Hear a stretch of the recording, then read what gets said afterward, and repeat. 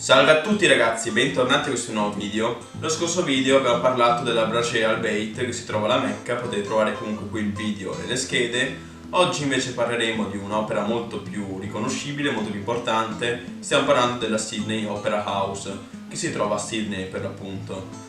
Questa struttura rientriamo comunque nelle opere molto famose perché rappresenta sia il simbolo di Sydney sia il simbolo dell'Australia ed è uno dei monumenti più famosi del secolo scorso e anche uno dei monumenti più famosi appunto dell'Australia e anche uno dei monumenti più famosi al mondo. E il suo design è riconosciuto a livello mondiale anche da non architetti o da gente che non si interessa all'architettura. La Sydney Opera House si trova nella baia di Sydney, vicino al Sydney Harbour Bridge.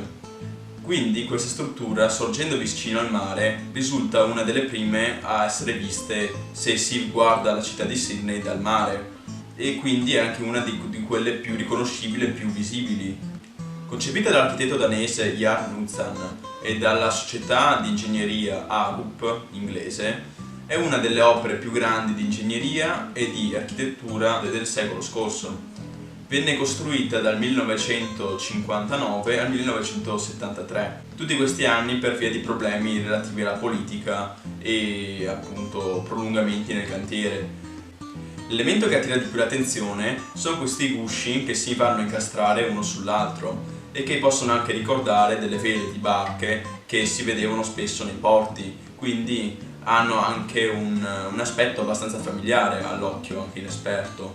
E queste strutture sono veramente particolari perché sono state realizzate tramite blocchi di cemento incastrati tra loro e anche messi in tensione tramite cavi d'acciaio, perché se si fossero costruite tramite tecniche convenzionali ovviamente sarebbero potute venire giù con molta meno fatica. Invece sono stati realizzati appunto dei blocchi sagomati incastrati l'uno sull'altro, è un po' come se fossero perle di un braccialetto. Sono stati traforati questi blocchi di cemento e attraverso questi fori fatti passare appunto dei cavi messi poi in tensione in modo tale che tutta l'intera struttura si potesse reggere senza particolari problemi. Poi per saldare questi blocchi di cemento in maniera che non stiano semplicemente su per via della tensione, si è usata una colla speciale che potesse saldare questi blocchi di cemento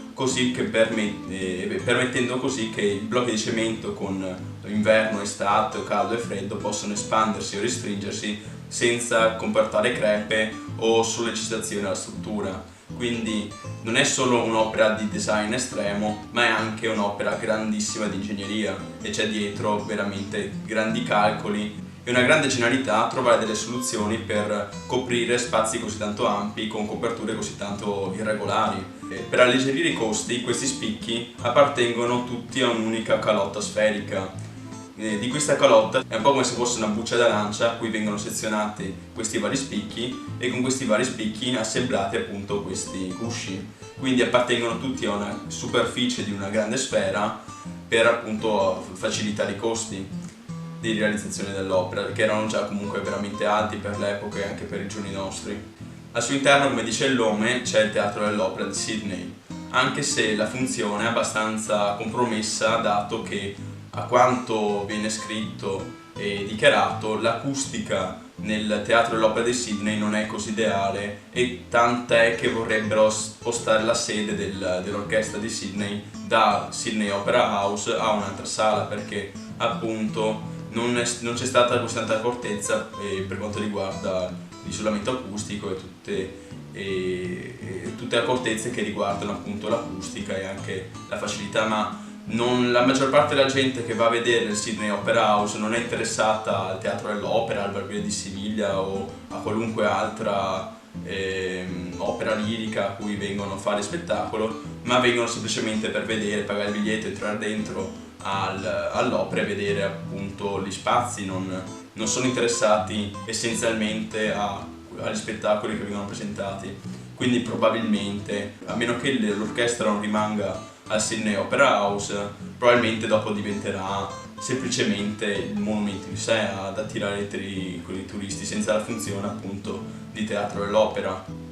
Nella sala dei concerti da 2700 posti è presente anche uno dei più grandi organi mai realizzati dall'uomo, infatti conta più di 10.500 canne ed è costato 1,2 milioni di dollari, quindi è veramente un organo molto costoso, però ovviamente fa la sua porca figura.